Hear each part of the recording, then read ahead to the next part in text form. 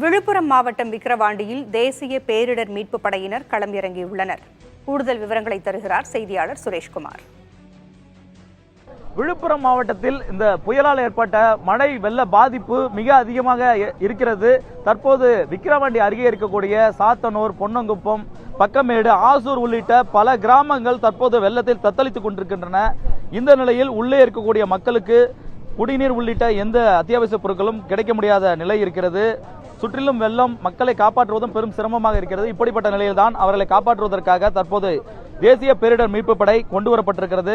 மரக்காணம் பகுதியில் மீட்பு பணியில் ஈடுபட்டிருந்த தேசிய பேரிடர் மீட்பு படையினர் தற்போது விக்கிரவாண்டி பகுதிக்கு வந்திருக்கின்றனர். அவர்கள் படகுகள் 4 படகுகள் மூலமாக தற்போது மீட்பு பணியில் ஈடுபடுவதற்கு தயார் செய்து கொண்டிருக்கிறார்கள். ஏற்கனவே 2 படகுகள் இந்த கிராமங்களில் தண்ணீரில் தத்தளித்துக் கொண்டிருக்கக்கூடிய மக்களை மீட்பதற்காக உள்ளே சென்றிருக்கிறது. தற்போது அடுத்த 3 மற்றும் 4வது படகுகள் தற்போது தயார்படுத்திக் கொண்டிருக்கிறார்கள். இந்த சூழலில் மீட்பு படையினர் அவர்களுடைய படகுகளை தயார் செய்யும் காட்சிகளை தான் பார்த்துக் கொண்டிருக்கிறோம். உள்ளே வந்து சுமார் 10 கிலோமீட்டர் சுற்றளவில் இருக்கக்கூடிய கிராமங்கள் முழுமையாக தண்ணீரில் மூழ்கி இருக்கின்றன. நேற்று முதல் இந்த நிலை நீடித்துக் கொண்டிருப்பதாக அவர்கள் தெரிவிக்கிறார்கள். இப்படிப்பட்ட சூழலில் உள்ளே இருக்கக்கூடிய மக்களுக்கு தேவையான உணவு உள்ளிட்டவை கிடைப்பதிலும் சிரமம் இருப்பதன் காரணமாக அதை கொண்டு சேர்ப்பதும் பெரும் பிரச்சனையாக இருக்கிறது. குறிப்பாக முதியவர்கள், பெண்கள், அதேபோல் குழந்தைகள் உள்ளே அதிக அளவில் சிக்கியிருக்கிறார்கள்.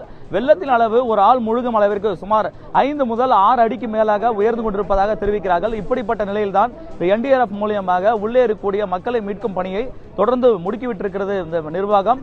இந்த சூழலில் நாம் களத்திலிருந்து இந்த மீட்பு பணி மற்றும் இதற்கு தயார் செய்யக்கூடிய NDRF பணிகளை நாம் காட்சிப்படுத்திக் கொண்டிருக்கிறோம். புதிய தலைமுறைக்காக ஒளிப்பதிவாளர் சந்துருவுடன் சுரேஷ்குமார்.